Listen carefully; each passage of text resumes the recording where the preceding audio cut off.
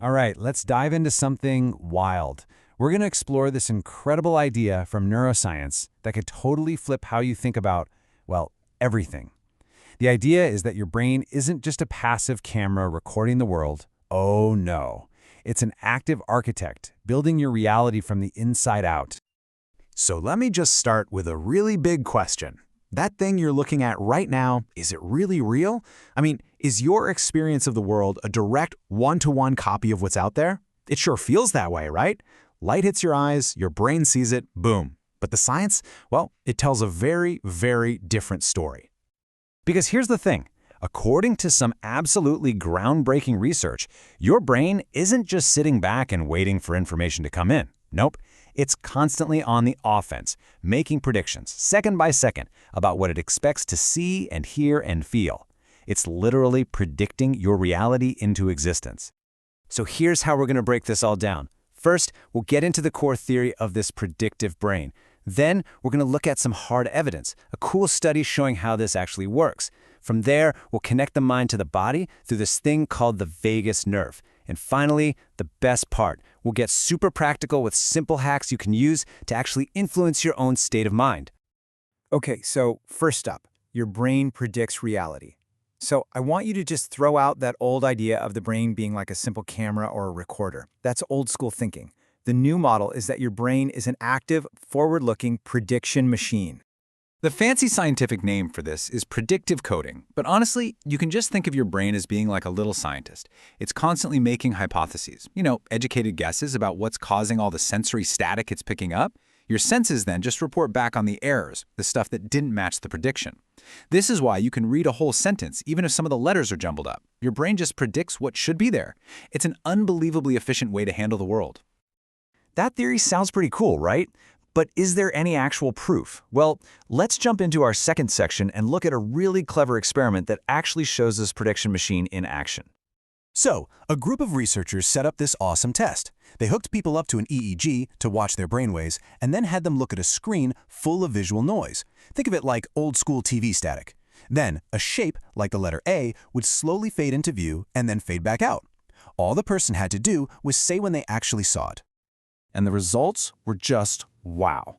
The very first time the shape appeared, when the brain had no idea what to expect, it took about 300 milliseconds to consciously register it. But, and this is the kicker, once the brain had seen it and knew what to look for, it could spot that exact same shape emerging from the noise in only 200 milliseconds. That's the power of having an expectation. 100 milliseconds. Now, I know that doesn't sound like a lot, but in terms of neural processing speed, that is a massive advantage. It's a huge efficiency boost, and it's all because the brain had a little cheat sheet. It had a prediction about what it was about to see. This perfectly explains what scientists call the eureka effect. You know those hidden image puzzles, the ones that just look like a bunch of random dots? At first you see nothing, but then somebody points out the hidden Dalmatian, and suddenly you can't not see it. That's your brain building a new prediction model, and it literally changes your perception forever. Okay, so our predictions change what we see, but they also change how we feel, right? I mean, how does a mental prediction like, uh-oh, that's a threat, suddenly make your heart start pounding? Well, for Section 3, let's talk about the physical superhighway that connects your mind to your body. I want you to meet the vagus nerve. It's an amazing piece of your anatomy. Its name comes from the Latin word for wandering, which is just perfect because this nerve wanders all the way from your brainstem down through your chest, connecting to your heart, your lungs, your gut, almost everything. It's this massive, two-way communication channel, sending signals back and forth all day long. And this nerve is basically the master switch for two really important states. There's the sympathetic state, that's your fight-or-flight mode, high alert, high stress, ready for action. And then there's the parasympathetic state, that's your rest and digest mode. You're calm, you're cool, you're collected. When your brain predicts danger, it flips you into fight-or-flight. When it predicts safety, the vagus nerve helps put you in that calm, restorative state. So, this is where it gets really, really cool. If your brain's predictions are controlling your state through this nerve, what if you could send new signals up the nerve to change the predictions? And that brings us to Section 4, actual practical ways you can hack your nervous system by intentionally signaling, hey, we're safe. The first and maybe the most powerful tool is your breath. Specifically, making your exhale longer than your inhale. You can try it right now. Just breathe in through your nose for a count of 4, then purse your lips like you're blowing through a straw, and breathe out slowly for a count of 6 or even 8.